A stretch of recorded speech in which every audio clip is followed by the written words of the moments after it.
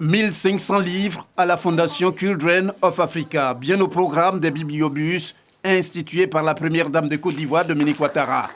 Un don des États-Unis pour soutenir l'une des actions de la présidente de cette fondation visant à inculquer le goût de la lecture aux tout-petits. À l'occasion de la cérémonie de remise de ce don ce mercredi, à l'ambassade des États-Unis en Côte d'Ivoire, la chargée d'affaires de l'ambassade fait constater que le livre est un élément fondamental de la vie. Les livres sont les portes de nouveaux mondes. Ceux-ci peuvent être des mondes de l'affection ou de l'imagination que nous ne verrons jamais. Ils peuvent être des mondes que nous apprenons et que vous pourrez découvrir par vous-même plus tard. En ce sens, les livres sont des portes de notre avenir. Nous les lisons, nous enrichissons et avec de l'action, du travail et de la discipline, nous améliorons nos vies. En abondant dans le sens de la chargée d'affaires de l'ambassade des États-Unis, la présidente de Children of Africa ne manque pas d'exprimer sa joie d'être associée à cette cérémonie.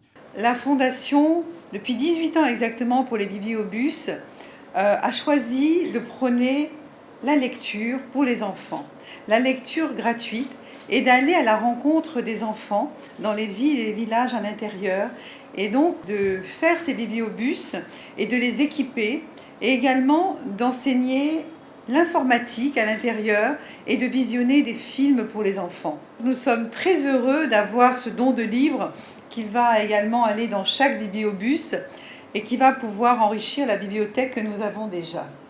Je voudrais vraiment vous remercier tous et vous dire que la Fondation est particulièrement heureuse d'avoir ce partenariat avec vous. Après les allocutions, c'est l'étape de la visite du bibliobus, mais le tout précédé de ce qu'il convient d'appeler le storytelling, c'est-à-dire l'heure du conte.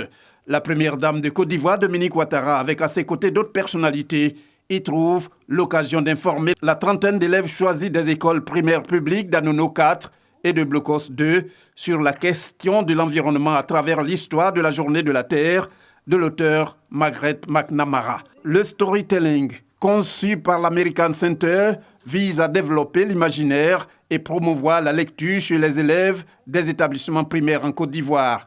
Depuis 2010, c'est au moins 1200 enfants de 5 à 10 ans qui chaque année y sont accueillis.